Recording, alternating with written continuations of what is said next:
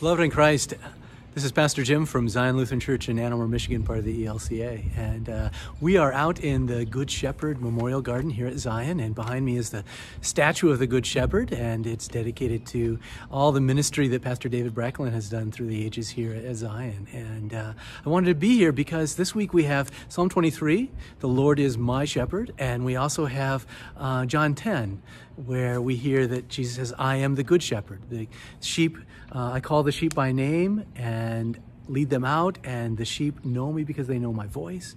And Jesus says, I came that they may have life and have it abundantly. Says, the Lord is my shepherd. David was a shepherd. Interesting that he calls himself now a sheep. The Lord is my shepherd as a sheep because he knows that sheep are vulnerable. They are defenseless. And that sheep, their survival rate without a shepherd, it's 0. And so David knows that and says, this is my shepherd, the good shepherd. And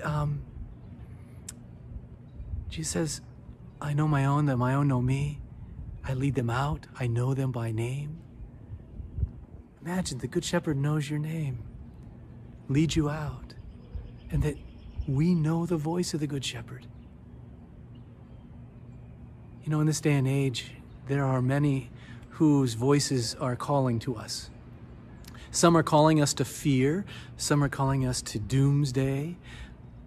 But Jesus says, I came that they may have life and have it abundantly.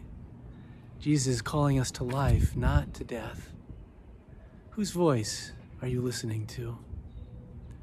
Jesus says, the thief comes to destroy, to steal, and to kill. I lead them out to find pasture. My friends, as we enter into this weekend of the Good Shepherd, may we hear the voice of the Good Shepherd once again, that comes to give life, that comes to give us peace, that comes to call us by name, to defend us, to protect us, to watch over us, to be our shepherd. Who is it that you're trusting? Especially in these days. What voices are you listening to?